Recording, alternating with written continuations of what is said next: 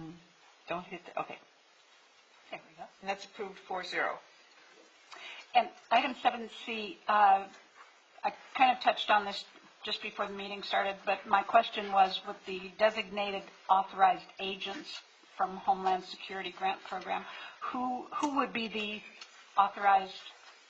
designate authorized agents? Yes, so the current resolution you have in front of you calls for the police chief or a police captain to be the authorized designee signer. And that's not only for submission of the grant, but it's also for the maintenance of the grant. And I think you're going to start seeing more staff reports and council ended up on the council agenda for things like this. Many of the places that we apply for grants for are requiring us to have resolutions that designate authorized signers. So this is just a portion of the grant process. We've already put in for it, but we know this is part of the process. That way, when we get it, we can simply accept it. And this is for 3 specific years, so they will accept that. And we won't have to come back until 2022. So one thing it doesn't say is what the funding request is and also what it's for. We're in the process of that right now. So this is just part of that. So it hasn't even been evaluated. We're still in the process of applying for that. We will bring that back to you once, if we get it. It's a competitive grant, so we're not sure, but it's through Homeland Security, so it's the same stuff we see every year. It's interoperability. Yeah. This year, I believe I'm going to be fighting it out with the other police chiefs in our area because there's a big push to use the money for the PSEC radio system. Okay. So that doesn't necessarily benefit those of us who are not on the PSEC radio system, but because of the cost of that, they would like to infuse some extra dollars to assist the agencies. Are you, on your applications, or on this one in particular, is there a funding match? No. Okay. We normally get about half of what we request, but last year, and it was specifically because of Shirley Johnson's relationship with the grant folks and with them knowing that she is a stickler for details, and they actually called her and asked if we would like additional funds. So we actually doubled our funds last year. I love when that happens. Yeah. It worked out nicely. Thank you. So do they provide a template for you to use with the language that they require in the resolution? I'm not sure. I don't believe it's a specific template. It just says that we have to have a resolution that authorizes people that can sign for the grant. Okay. So with that, I'll need a motion to approve. I will move approval of item 7C. Second. Michael seconded.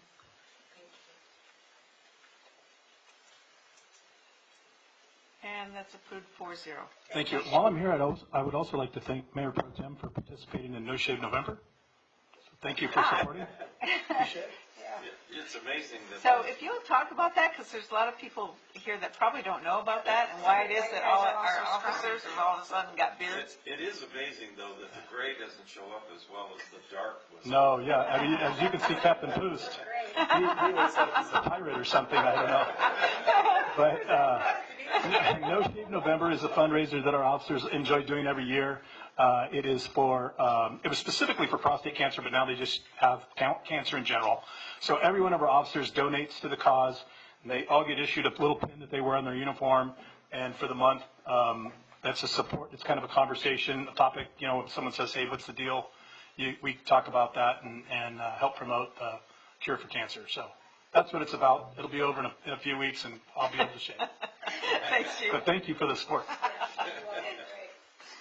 We'd love to support you, but it's kind of hard to grow hair on our face. Yeah, there you go. Okay, item 7F. Russ.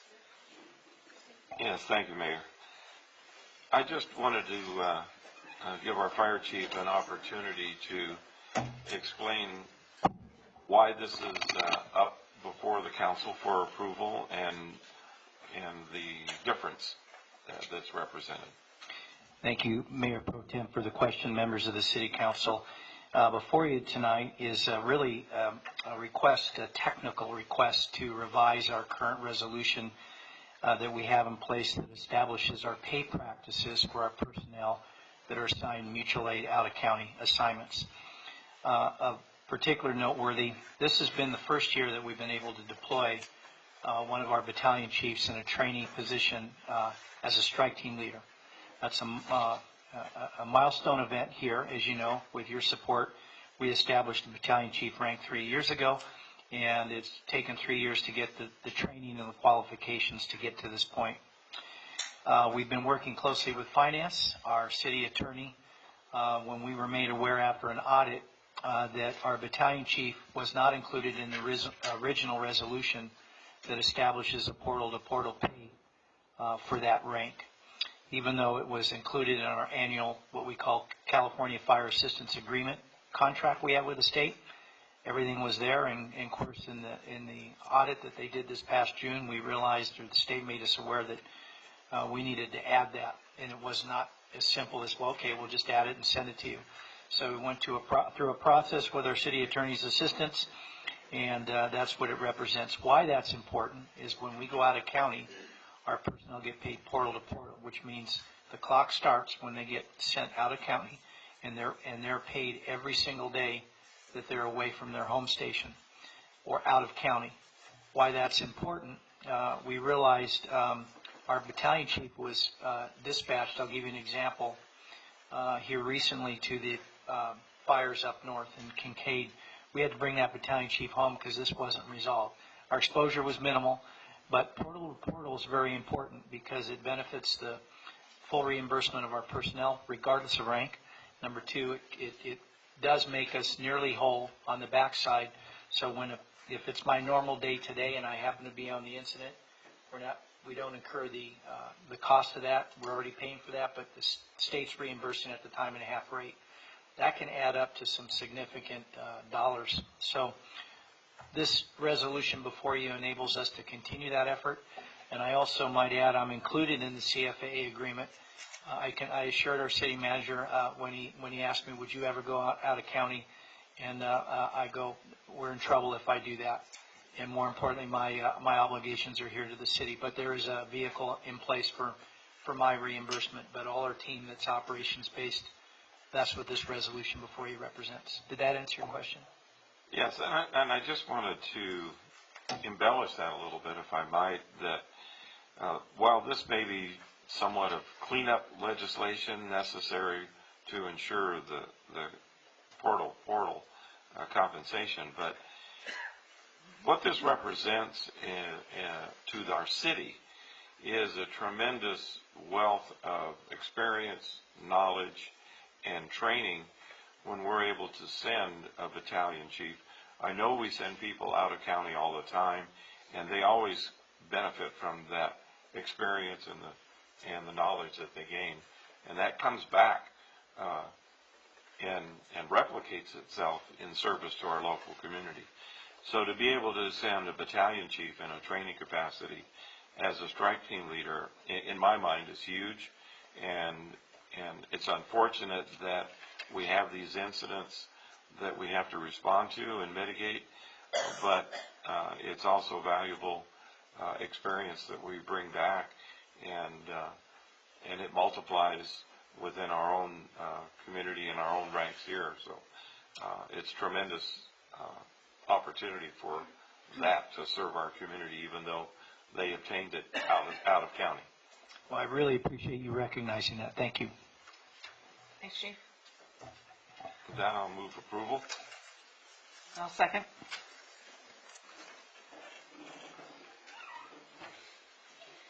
And that's passed by 4-0. Thank you, Council.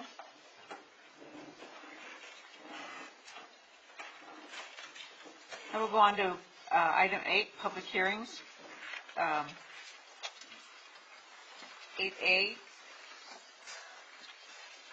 an ordinance amending Chapter 14, and I will defer to our interim city manager for staff report. Thank you, Mayor. So as you will recall, I think it was in the beginning of October, we brought this item forward where we didn't have a real in-depth review of some of the significant portions of what we're bringing forward. Today we have Nelson as well as Sarah Repmeyer from Community Development that will provide a more in-depth update and review on some of the items that were in the item before you. So with that being said, I'll hand it over to Sarah. Thank you.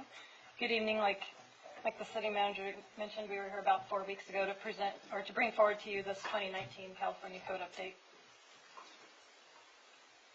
As we mentioned last time, it's a 3-year code cycle that the state mandates that we adopt their code that they see fit for us to enforce throughout every jurisdiction in California.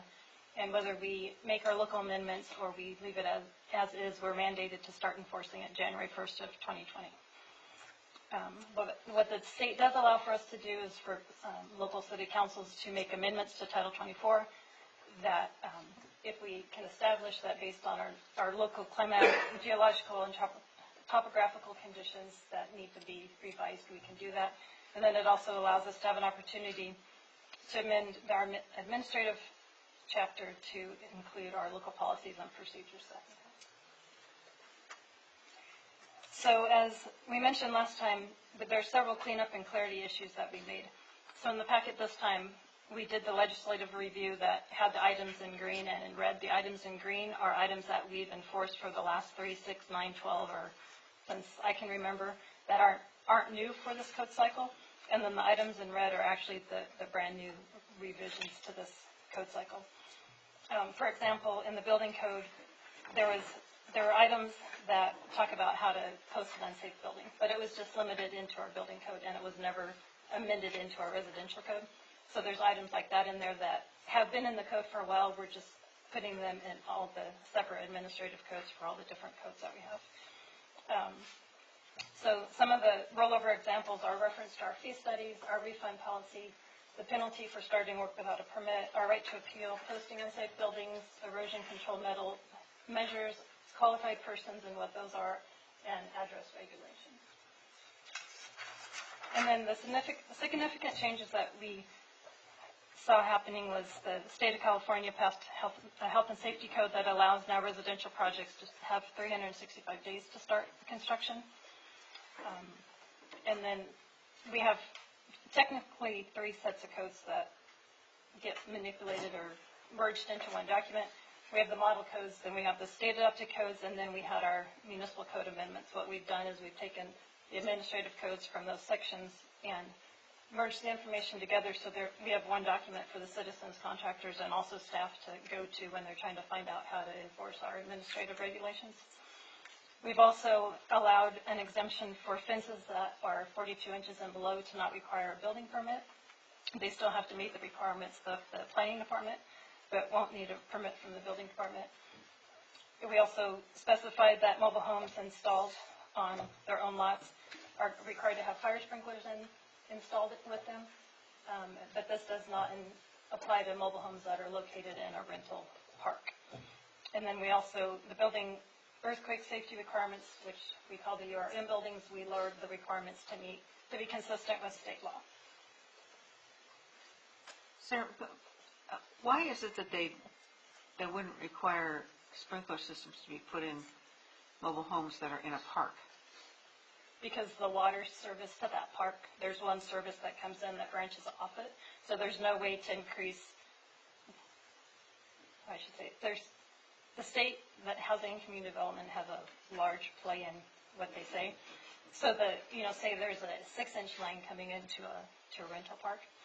If they start putting fire sprinklers into individual lots, that 6-inch is going to be required to be enlarged. Got it. And they don't have any control over Got it. Okay. what happens. Thanks. Yeah, cost prohibitive. Yeah. So tonight we've brought this action forward to conduct a public hearing and to adopt this ordinance approving amendments to to Chapter 14 of the Hemet Municipal Code, incorporating by reference the 2019 California Building Standards Code and various other uniform building and fire codes and local amendments thereto to be effective January 1st of 2020. So if you have any questions, I'd be happy to answer those. Can you had mentioned Title 24, and that was one of the areas that the council has some latitude in making ordinance changes based on from what the state requires. Can you explain to the public what Title 24 is and what that means? Well, the state codes are all listed in the different titles, and Title 24 is just reserved for the building construction regulations in the whole list of articles and codes that they have. Like Title 25 is for mobile home parks, Title 24 is for building construction. And a lot of that has to do with how buildings are energy rated? Is that what a majority of that is, and what the council has the authority based on geographical location throughout the state? Correct. Okay, so it's got more to do with energy efficiency, Part of it. a big chunk of it. Yes? Yes.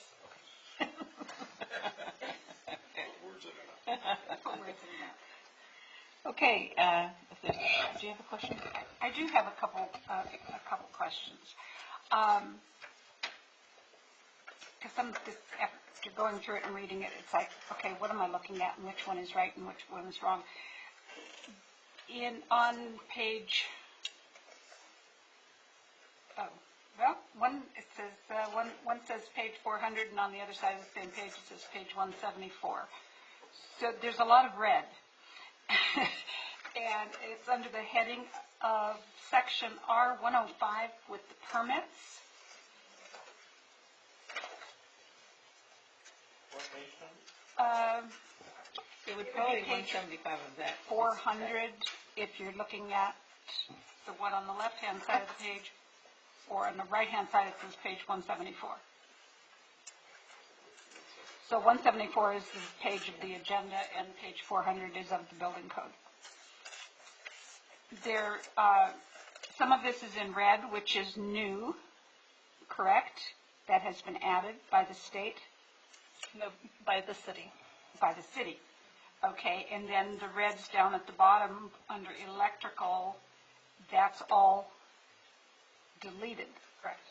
Okay, so I guess what I'm looking at here, since it's under the section of permits, that you no longer will need a permit for any of the things in red that are crossed out. Not exactly. So I knew I was asking the right question. So the state of California, they take the residential code and the building code and they adopt it from the International Code Council. Right. Then they take the electrical code and the fire code and adopt it from NFPA, and then they adopt the mechanical and plumbing from IAP. So the International Code Council publishes all those codes, even though we don't adopt them from that. So because those codes are migrated, they add these permit exemptions into their building code and their residential code. Because we adopt these other codes from other organizations, they put those exceptions in their code. So to leave them in the building code or the residential code like you're looking at, it would be redundant. So we took it out of here because they're already in the... There's someplace else in Yeah, here. like they're already in the electrical code or the mechanical code. Okay, that actually makes sense. Then I do have one other question. See, I overshot you again, didn't I? I just said that was a good Oh, explanation. I thought you were going to talk, and I was going to just kind of chime in and talk over you. There is a section in here regarding fixing or demolishing red tagged. Well, it deals with all the different color tags that you can put on buildings. And one of them being the red tag, which means it is uninhabitable and probably should be demolished or something like that. My question on that is, do we, as a city, do we have a time frame for the property owner to fix and or demolish a structure, whether it be a garage, a shed, or a house, after a fire? Yes. So it's actually in our public nuisance ordinance that a building can't be kept vacant or uninhabitable for more than 6 months. After that 6 months, then we can move forward with the demolition procedures. That's a long time, especially with all the fires we've been having around the last couple of years, and seeing some of these buildings that are just half burned out shells, and they are absolutely ugly and they are unsafe, and yet people seem to be going back and living in them all the time. Is there any way legally we can shorten that period of time? Well, the problem with the ones that do stay vacant and burnt for a long period of time is either the person dies in the fire, or it's already in probate, and people have been living there illegally and they start the fire. So there's it's hard to find the legal owner, or somebody really isn't in legal charge of the building to follow through with the demolition. They want to, we have people in contact, but, a judge hasn't decided, yes, you're in charge of that property and you can demolish it because they're still going through probate. Still think we should be able to change it. Like you got 2 weeks from, so that's my personal opinion. So, thank you. Those are all my questions. We do initially tell them in the red tag notice, like we had a fire this last weekend where it was contained to one room. That building was red tagged because we had to pull the utilities to it. And in those initial red tags and dangerous building notices, we give them 60 days initially to, obtain permits and start the process.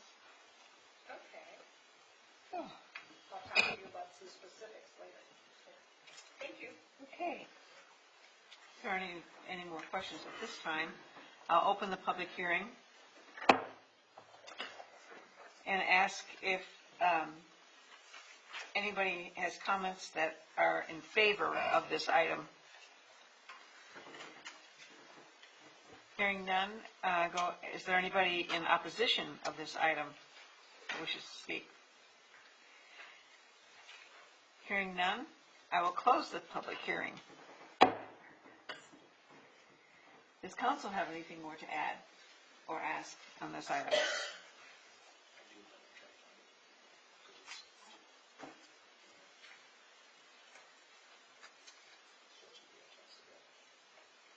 No, we're waiting for you, Michael. I have more. At the last meeting, I had brought up several items of concern, and this is a policy change and a policy decision.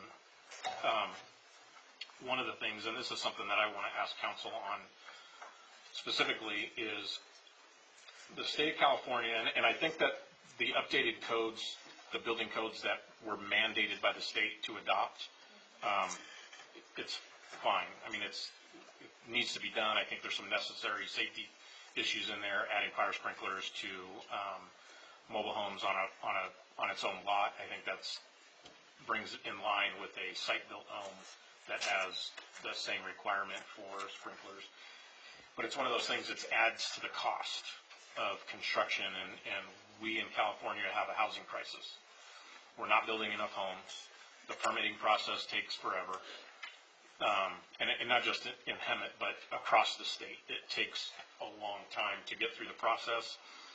Every agency that is affected by the specific location of a property has their hand out for fees to be paid. And so with that, a lot of the policies that's in this is something that's going to add to the cost of something, whether they have to purchase a permit or something. And so from a policy standpoint, I want to say this is, does the city of Hemet want to be on the same footing as the state of California with all the mandates that are in place? We know that the solar mandate's coming, fire sprinkler mandate's already there. At what point does somebody say, listen, I know that the state wants us to go green, and we've got to deal with climate change, and whether you believe in it or not, the fact of the matter is all these things add to the cost of construction. We know that the median price in Hemet for housing is the lowest in the region by several $1,000s. We got the update for the budget, and our finance department's not budgeting or not projecting for increase in housing costs. But I just pulled up a report that I don't know where she's getting her numbers, not you, but the finance director. But the report that I'm looking at shows that the median price in Hemet has gone up 8%, and the projection over the long term is still going to increase. So we're still going to see increases in property taxes as people sell their homes, because there's a lot of homes that were bought at the bottom of the market in 2009, 2010, 2011 that haven't been sold, and when those sell, they're going to reassess. You brought up, Bonnie, about what was the increase. Well, the increase in property tax maximum per year is 2% under Prop 13. So I saw a 2% increase on my property tax bill, and I'm sure everybody here did. Yep. But where do we want to be from a policy standpoint on the cost for permits and what requires a permit? Sarah, you and I had a conversation about the cost of some permits cost more than what the actual work to be done in some cases. Not across the board, but in some instances, the cost of a permit is going to cost more than what the actual cost to do the work is. And I don't think that's good policy. I think that there needs to be, we need to say, listen, we want to get housing built. We want homeowners to be able to do things without the heavy hand of government, and all that does is raise the cost. If I want to put in a water heater, that's going to cost me the cost of the water heater and the cost of a plumber, but I've got to spend $150 on a permit to do that from the city. When I'm hiring a professional to do it, and if I choose the professional, I'm taking the risk. The city is going to be indemnified. So if I hire somebody, I get a permit from the city that costs me $150, and my plumber does a poor job on installing my water heater and my house burns down, the city's not going to hold the bag for my plumber not doing it properly, even though we had a permit. So it's just another way to drive up the cost. So my question is from a policy standpoint, do we want to look at something, have a policy that's going to create more requirements for permits, lower the threshold on some things? Because in our policy, you had brought up fences. The new threshold is 42 inches. Previously, it was 7 feet. So if I put a 6-foot fence up, I need a permit. But if I put a 42-inch fence, I don't need a permit. Whereas before this, I could put up a 6-foot fence and not need a permit. Correct? Well, in the state code, yes. We've never allowed fences. Well, I should take that back. Previously, we've allowed 6-foot fences. But now we're not. We Right, need a permit for that. because So the city, under this policy, would drive the cost up of somebody replacing a fence or putting a fence in their property. So my question is do we want to be part of the California problem of driving up the cost of housing? Because what's coming out of Sacramento is we need more housing, we need more housing, we need more housing, we need more building, we need.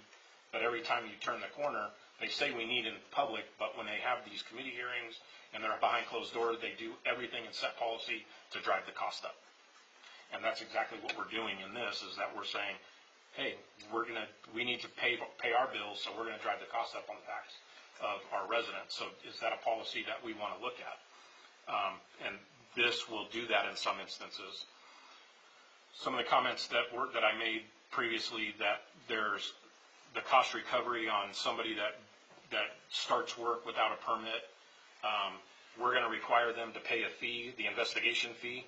Well, I look at it from, it's the government's burden to prove whether I did something properly or not. So why should I pay up front for you to investigate whether I did something wrong or not? I have issue with that. There's some language in here, if somebody does work without a permit, it's classified in this ordinance that it would be a misdemeanor. Well, under the law, a misdemeanor is punishable by a fine of $1,000 or up to a year in prison. Under our ordinance, it says 6 months in prison. Are we really going to imprison somebody for 6 months for doing something without a permit? I mean, this is realistic consequence policy that should have a discussion about. And it's unfortunate that no developers or no builders came in. I reached out to some, and I sent this ordinance to them and said, you need to read this to make sure that this is good policy that we're setting. So the way this is, I think we're on the right track to streamline city policy. I think there's more work that needs to be done. I think there's a bigger picture, and Chris and I had a conversation. I think there's a broader scope of that work that needs to be done to really streamline our ordinances and make it more streamlined. And one of the questions that I had with Chris earlier was the SB2 money. We're putting in for the money for SB2. Can some of that money be used to help streamline these ordinances and bring the ordinances as a whole cleaned up. So, Nelson. I mean, I have that question as well. But the way this sits right now, I'm not, there needs to be more work. You brought up some really good points, Michael. And as a realtor, some of those things are something that hits your button. It does, because we're looking at, we just got hit with RENA numbers as Right, well. right. And how many houses, how many building permits have you issued for new houses in the last 9 years? And so with that, right, we've got RENA numbers that the state is mandating that we get these units built. The problem is developers and 6,000 and builders something. are not coming to Hemet because, again, the median price is not there to offset these costs that get passed on to the purchaser of these homes that are being built. So, I mean, there's a lot of policy that has to be looked at. So, I know Nelson's Where up do we want there. to stand on that? There's a couple things that are going on here. I think, the requirement that we have as what's essentially a state mandate.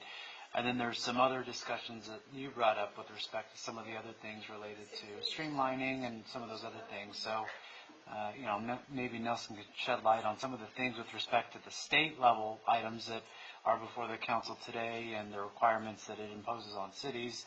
And then, we can explore that conversation related to some of those other items that I think you had brought up in your initial red line draft that you had sent to me, and I had forwarded to the staff. So, Thank you, Chris. Councilman Percival asked several questions, and at the beginning of this, I should point out one item. As Sarah mentioned, the codes go into effect January 1st, 2020. If we don't adopt any changes, then the state mandated codes will go into effect. So a different procedure for building code updates than all other ordinances. The way that those are mandated is we introduce it and then have a public hearing at the second reading of the ordinance, and then the ordinance will take effect 30 days thereafter. So, unfortunately, just point this out to council, if we don't take action tonight, if we delay it till December, then the 30 days thereafter will be after January 1st. So that's one important thing to keep in mind. In response to several of the questions that were asked, State Department of Housing and Community Development is very specific about how they wanted SB2 funds spent. And I don't think streamlining the building codes will meet the criteria that they set forth in SB2. They're looking at more streamlining really directed at zoning ordinances of how we can facilitate construction through the modification of zoning ordinances. Again, HCD is very specific. They had, if you recall, project priority areas that describe what would basically be approved without review, basically by HCD, and everything else we had to provide justification for. So the short answer is I don't think SB2 funds can be utilized for this. In terms of streamlining, certainly Sarah's gone through and tried to put this together so that the code is easier to read and utilize for both staff and the development community and the public. In terms of actual requirements, fencing is a good example that Councilman Percival identified. The question there is really, as you said, a matter of city policy. The city, for years, and most every city, has specific requirements relating to the type of fencing that you put, particularly in residential neighborhoods, and the height of fencing.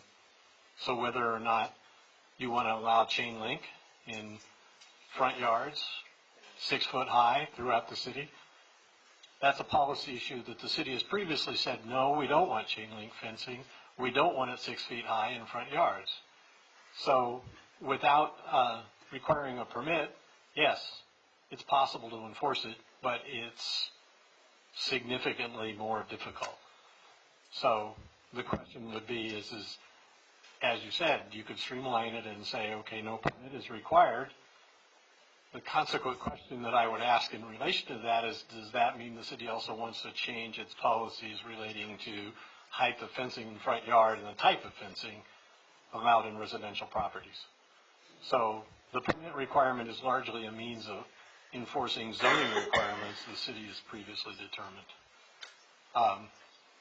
With respect to the special investigation fee, another specific question that you asked, again, standard practice throughout the industry is to require double the permit fees for inspection that is commenced without a permit. If you don't have any penalty in place, then there's really no reason why people wouldn't construct without a permit. The second part of that is that most permits aren't a single inspection. They're multiple inspections. So, for example, if you do a room addition, you have framing inspection, you have electrical inspection, you have plumbing inspection, you have drywall inspection. The list goes on. There's a number of steps depending upon what happens. If someone goes out and constructs something without a permit, and that comes to our attention, then all of those prior inspections were not conducted. You're looking at, a wall like that that's got drywall, that's plastered, that's painted. You don't see behind it where the electrical is, how the framing goes, where the mechanical is, where the plumbing is. And so it requires significantly more work to investigate that. So that's, again, the standard industry practice. We're not being any different than any other city. As you say, that's a policy decision. If the city council says, well, yes, we want to be different than other cities, we don't want to charge those fees, we don't want to charge a penalty for starting work without construction, that is a policy decision, but it is a mechanism to ensure that those things are done. I would like to add, Mayor, too, when we hosted our first business discussion last month, one of the things that came up was the contractors in our, I won't say in our community, but a lot of the issues that new businesses are experiencing have to do with contractors that are problematic. Right. And so for us, that's kind of one layer of protection that we're offering in terms of some of those things because of the challenges that our business owners are experiencing, which then translates into the issues that they would like us to solve, but it becomes a lot bigger than just the city of Hemet and what the staff can do. It largely becomes an issue with respect to the contractors that they choose. Well, a perfect example of that is the sewer line that the one business, had it not been for our inspections or coming up, the contractor that he hired wouldn't have even paid any attention to it, which in the long run would have proposed an incredible amount of problems down the way. So I do have a question, Nelson, and maybe legal can chime in if they have a view on this too. If the city decided not to do anything with respect to the changes that we have here, would you say that the state building code is more stringent than what we have here? How would you kind of estimate the state's code being with respect to ours?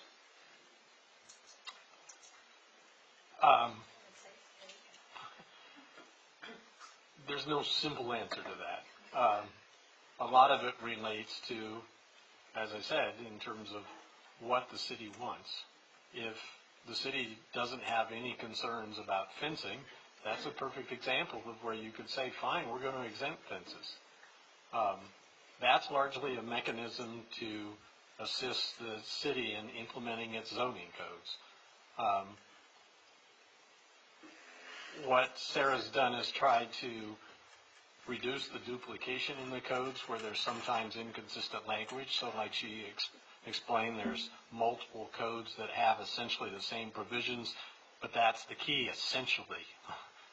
If you look at it and the wording that she's provided in some of the examples where she has side-by-side examples, the wording is a little different. That leads to confusion and problems. So what she went through and did was try to make it in one place so that there would be consistent treatment of that in all codes. But, Michael, wasn't some of your concern, and justly so, the fact that the cost of the permit in a lot of cases cost more than the job itself? That's that's some things, and there were some other things in here, and I want to point out, but yes, I mean, there's some permit, that's something I think from a policy level we need to look at. Right. What these fees are and how they relate to the cost of an overall Right. job in particular. But to touch on one of the comments that I made was related to the refund of a permit or an inspection fee. In this ordinance, you have in here that refund is not to exceed 75% if an inspection has not happened or a plan review has not happened, that the maximum refund could be 75%. The cost of different permits and different inspections are different depending on the job, correct? Correct. And what's entailed. So if somebody could say, I want to get a permit for drywall installation, which costs whatever, $150, and they decide not to do that, but they've already paid that fee, and in this ordinance, it would say the refund is 75% of that if we haven't performed, one, the plan check, or two, the inspection. But yet, if somebody else gets a permit for a complete building, that permit is going to be significantly more expensive. And then they say, no, they look at after they paid for that permit, they then change their mind for whatever reason, and they say, no inspections have occurred. The city, under this ordinance, would refund 75% of that bigger cost, which is going to be a much bigger number. I say that if there's, and you point out in the response was that because my comment was, should the refund be 100% of the permit fee? The response was, when a permit is issued, the building division uses staff time to process the permit. This includes interacting with the applicant, entering permit data, calculating fees, several other clerical functions, et cetera, et cetera. If cancellation, that time needs to be refunded. I'm okay with that. I think that's acceptable. But then on the very next item that was in here, there's a bunch of different sections in here about plan review fees, and the comment received was that it slows down the process and I think that's referring to different items that require a permit. And then the comment here was plan check fees can typically be calculated in 5 minutes. So if you're stating in here that the plan check process takes a very short amount of time, then why would we need to refund no more than 75%? Could that refund be a flat, the city charges a flat fee so that it's across the board, this is what it's going to cost to recover staff time, because in this comment, the staff time is only 5 minutes. Well, first of all, I think it's important to recognize that many of those fees are set by the fee study, the comprehensive fee study that the city had done. And it was the recommendations of the consultant based upon looking at the actual cost that the city did to perform certain tasks, that those were the recommendations. With respect to, the examples that you outlined, if you come in to get a building permit for a building, yes, you look at it and say that's a building permit, but that's actually multiple permits that cover a whole range of different aspects of the project. And so each of those has to be calculated and entered into our system, as well as when we issue permits, we have to calculate and provide an invoice to the permit applicant of what the development impact fees are. That takes some time. It's not an inconsiderable time sometimes. But we do allow that to be deferred to certificate of occupancy. Many cities actually require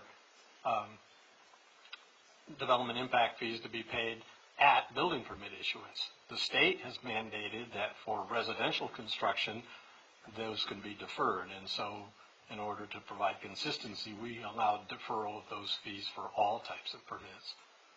But That's just the development impact fees and not an Correct. actual permit fee. Correct. So there's a number of things that go into it in terms of that, and basically we followed the recommendations of the fee study. That's why I bring it back. It's a policy decision on, do we want to adopt this, what's here, as a policy, or do we want to say, because if we bring this back at the next meeting in December, it's 30 days, but January 1st, the 2019 building codes go into effect. Correct. Here nor there, it's a matter of what our ordinance is going to read that would not go into effect if this were to be postponed. Correct.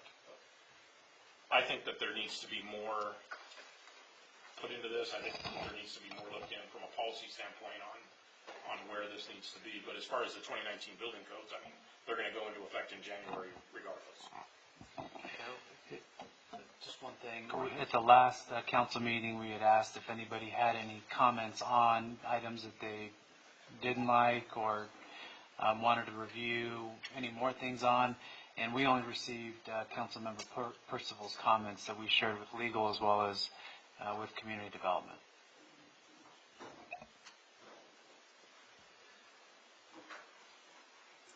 I want to offer maybe an alternative for you.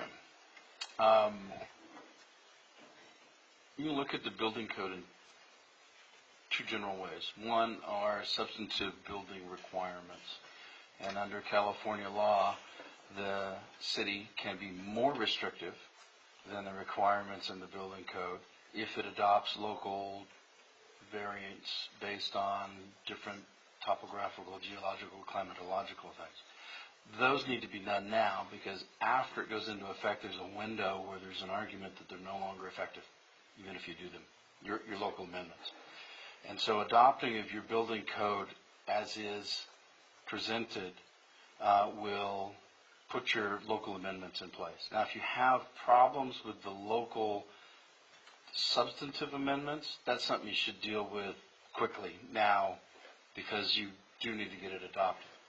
However, many of your policy concerns, and specifically, Councilmember Percival, the ones that you noted, really relate to should we have a permit, should we charge for that permit, what should the refund be, should we cite this as a misdemeanor or an infraction or an admin, or what's the calculation?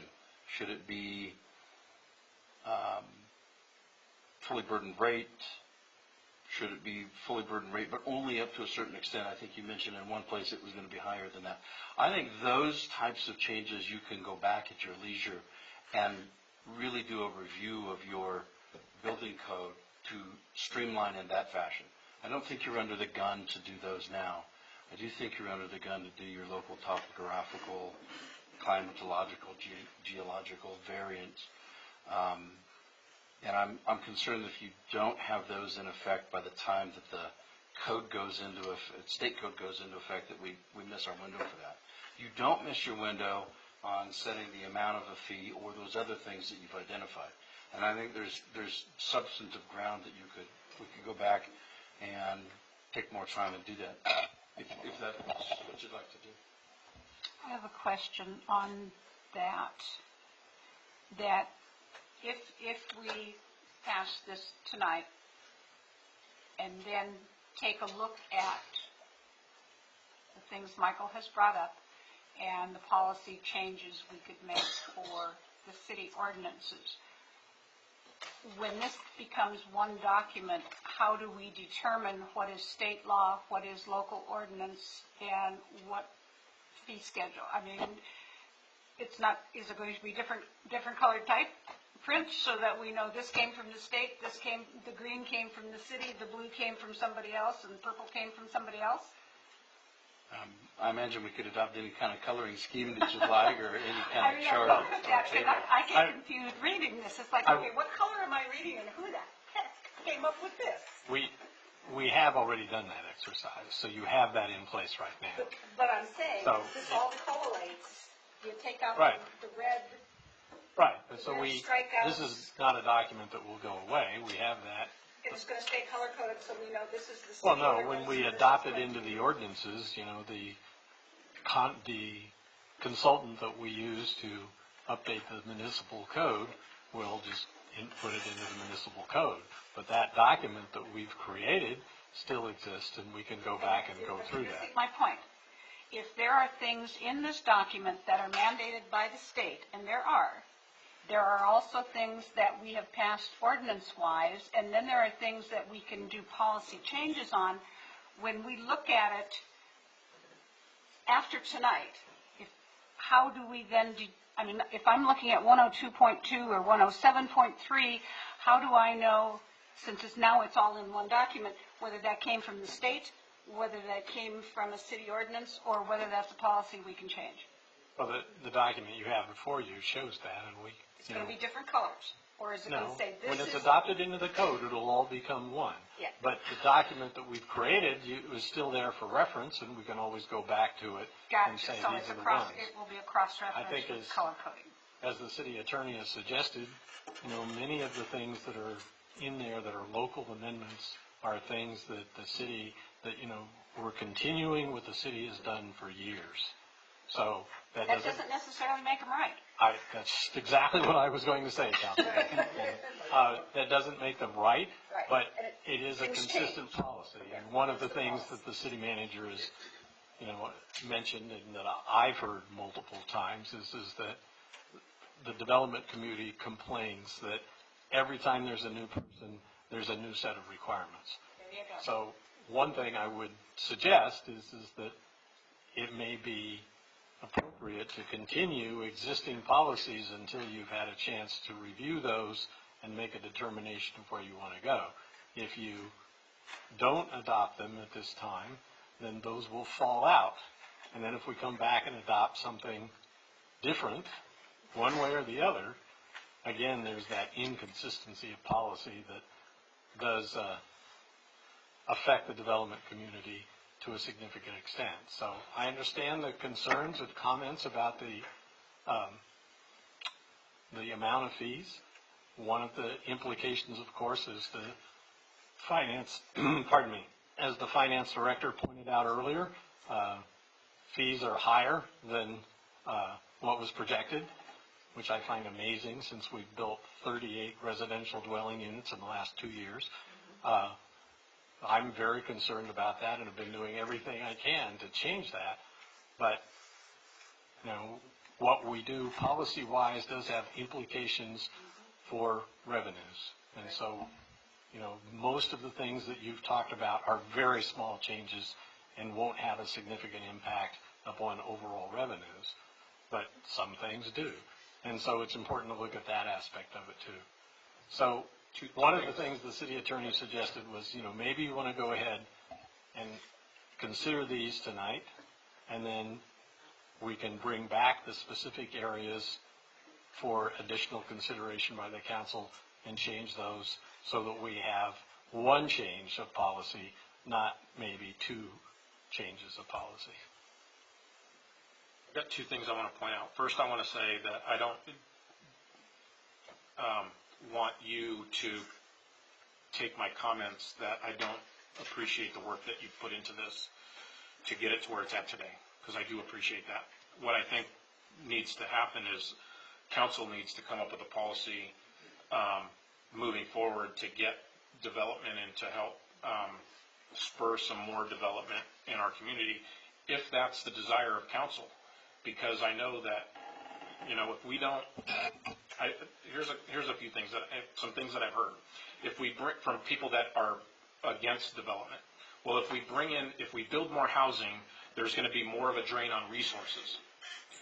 Which, yes, there is going to be a drain on certain resources, but I'd like to point out that the city of Marietta has a population of 115,000-ish, and their public safety resources are far less drained than ours are.